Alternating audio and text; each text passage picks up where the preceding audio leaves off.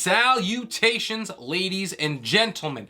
Thank you so much for taking some time out of your busy day to join me for another video. In it, I'm going to go over the top 32 options at the running back position. My goal is to get you guys all the information that you need to make the best decisions you can to hopefully crush your opponents and go get a dub in a crucial week 13. Just a couple weeks before those fantasy playoffs start. Some people might even be starting them as early as next week. So we want to make sure we do our due diligence to the best of our ability, and that way we don't bite ourselves and look back and think, what if? Couple housekeeping things before we get into it. If you have not done so already, please consider subscribing to the channel. That helps me out a ton. We are on our way to our first 1,000 subscribers, and you can be a part of that by clicking that button. If you find yourself enjoying the content halfway through, make sure you drop a like on the video. Please drop questions and comments below as well. I love to be able to help you guys out with anything that you may have a question about. With that said, done, and out of the way, let's hop into Week 13's running back rankings.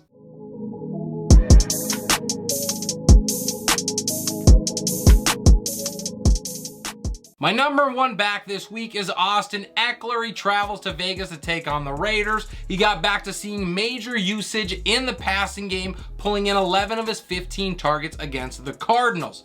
The Raiders surrender nearly 25 points a game to the position, so I'm expecting another monster performance from pound for pound. Add to it is Nick Chubb. He travels to Houston. He put his Week 11 dud in the rear view with a dominant showing against the Bucs. He racked up 132 yards of total offense, and he also scored the winning touchdown in overtime. He is going to do whatever he thinks about doing against Houston. They stand no chance of slowing him down.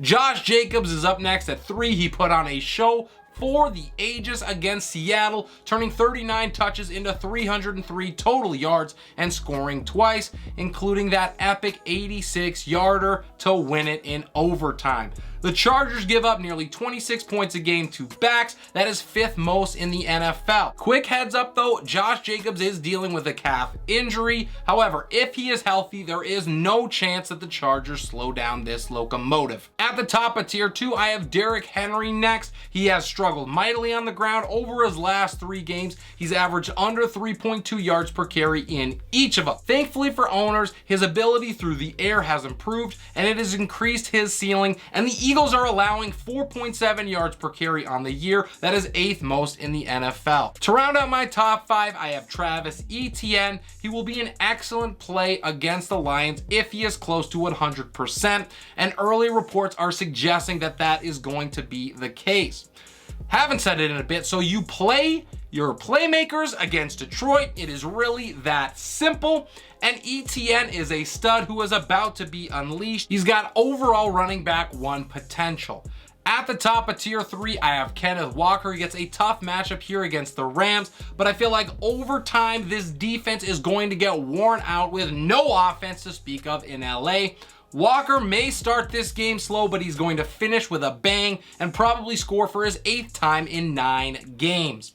Jonathan Taylor is up next at number 7. He posted his 3rd straight RB1 finish against the Steelers. He has rushed for over 80 yards and scored in 3 straight games and will be called upon a ton against Dallas. I am buying the volume and, of course, the talent.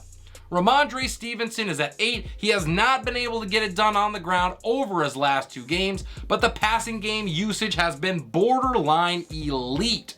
Stevenson has 132 yards on 15 catches in that time, and he's been a top 16 guy in both weeks, and he has not scored a touchdown.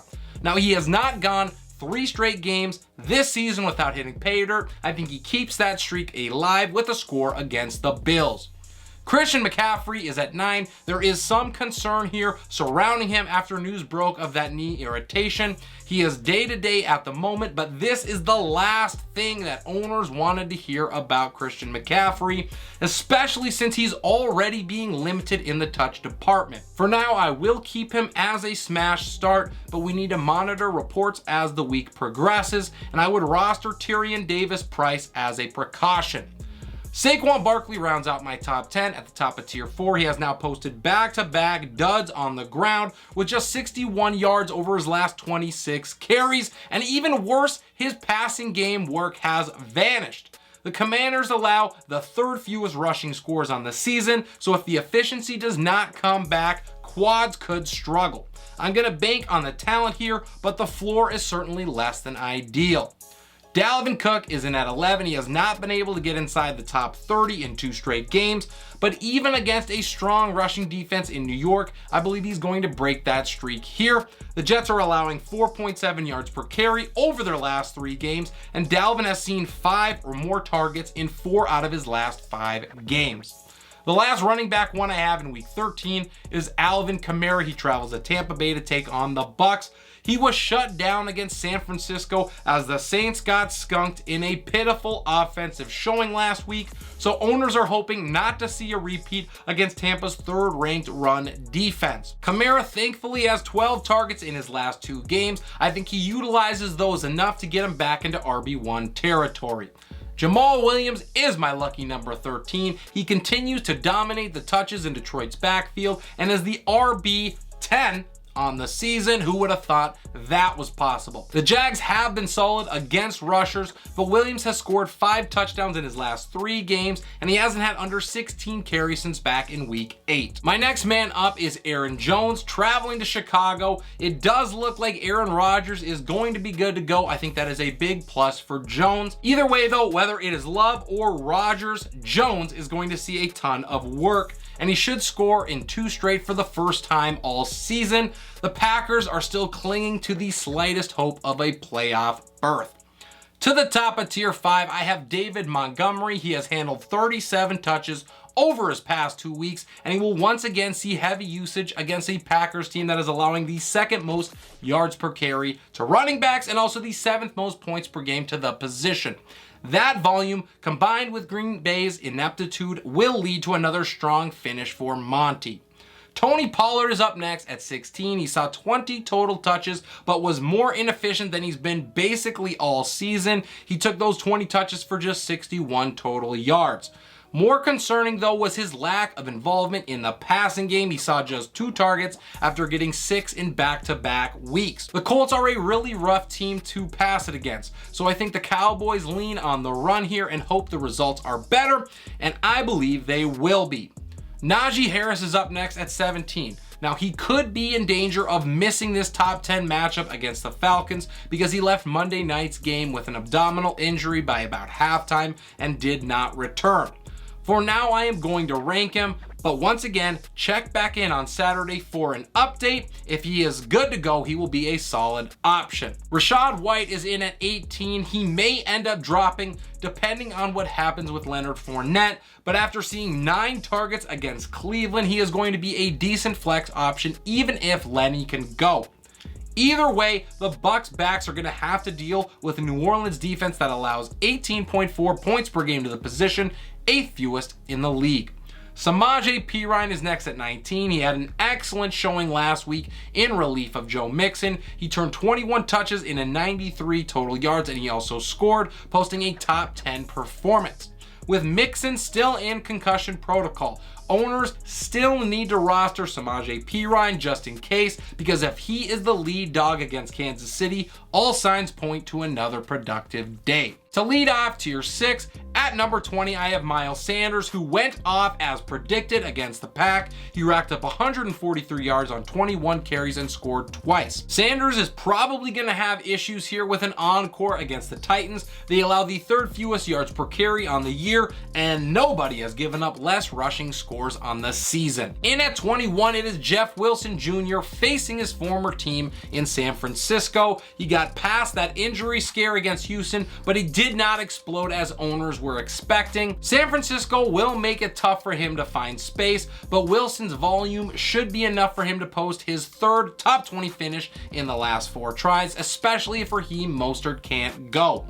To 22, following once again is Dameon Pierce. He could be back for a bounce back game here against the Browns, but there is reason for skepticism when you look over his last 2 games. 15 carries, 6 14 yards, RB 46 and 51 finishes. Now, Cleveland is allowing the second most points per game to the position. So if he is going to turn it around, this is the game that he does it in. Isiah Pacheco is up next at 23. He's racked up 37 carries over the last 2 weeks as the focal point of KC's rushing attack. I would love to see some passing game usage from him, but you're not going to complain with the volume that he's had. The Bengals probably smother him up front after shutting down King Henry last week, but he's got a decent shot at a tutty, and that is all that he's going to need to outplay this ranking.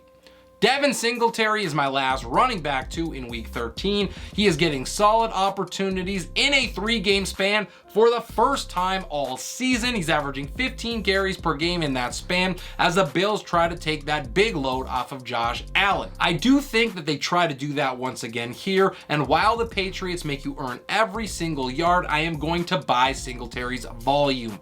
Ezekiel Elliott is in at 25. He has been a top 13 back in 4 straight games as he continues to steal touchdowns in Dallas. However, if those dry up, the other numbers are not going to do the trick here, and I feel like that might be what could happen. To 26, I have Brian Robinson. He saw 20 plus touches for the second time in 3 games, and he made the most of them while skyrocketing himself to the overall running back 4 finish against Atlanta. The Giants present another plus matchup here for him to take advantage of, and his teammate Antonio Gibson is my next dude at 27.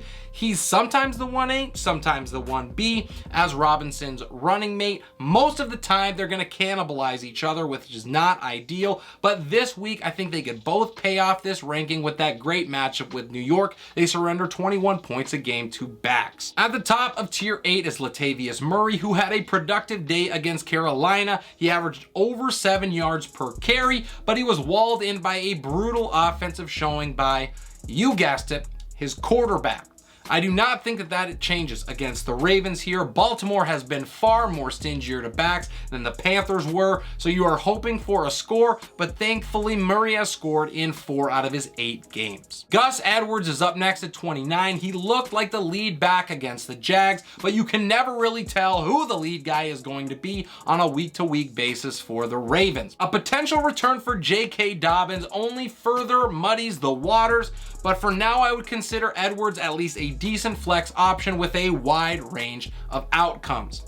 DeAndre Swift is my next dude. He's at 30. He had the most touches that he's had in a game since back in week 8, which is great news. Unfortunately, that meant that he had a whopping 9 touches against the Bills.